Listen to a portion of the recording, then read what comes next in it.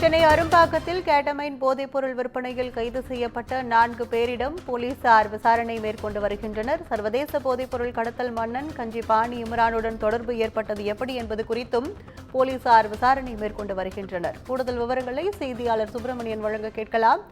வணக்கம் சுப்பிரமணியன், கூடுதல் விவரங்கள். சென்னை அரும்பாக்கத்தில் கைதாகி இருந்த போதைப்பொருள் கும்பலுடன் பிரபல போதைப்பொருள் கடத்தல் மன்னன் கஞ்சிபாணி இம்ரானுக்கு தொடர்பு இருப்பதாக ஏற்கனவே தகவல்கள் வெளியாகி இருந்தது. குறிப்பாக கடந்த 31ஆம் தேதி சென்னை அரும்பாக்கத்தில் கெட்டமைன் போதைப்பொருள் பறிமுதல் செய்யப்பட்டிருந்தது.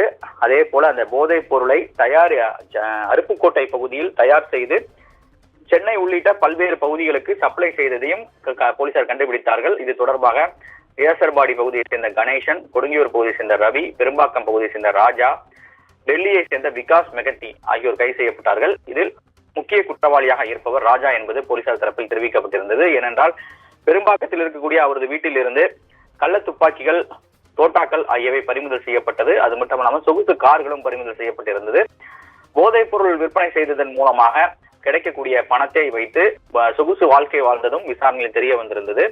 இந்த நிலையில் இந்த 4 பேரையும் போதைப்பொருள் தடுப்பு நுண்ணறிவு பிரிவு போலீசார் 6 நாட்கள் போலீஸ் காவலில் எடுத்திருக்கிறார்கள். இந்த விசாரணை என்பது தீவிரப்படுத்தப்பட்டிருக்கிறது.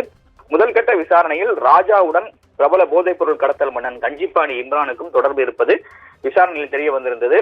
ஆனால் கஞ்சிபாணி இம்ரான் வெளிநாட்டில் பதுங்கி இருப்பது தெரிய வந்திருக்கிறது. அது மட்டுமல்லாமல் அவர் மீது NIA-யிலும் வழக்குகள் நிலுவையில் இருக்கிறது. சர்வதேச போதைப்பொருள் கடத்தல் மன்னனாக இருக்கக்கூடிய கஞ்சிபாணி இம்ரானுடைய தொடர்பு குறித்து விசாரணை நடத்துவதற்காக இந்த 4 பேரையும் 6 நாட்கள் காவலில் எடுத்து தற்போது விசாரணை என்பது நடத்தப்பட்டுக் கொண்டிருக்கிறது. அடுத்த கட்டமாக இந்த வழக்கு NIA-வுக்கு மாறுவதற்கான வாய்ப்புகள் அதிக அளவில் இருக்கிறது. உங்கள் விவரங்களுக்கு நன்றி.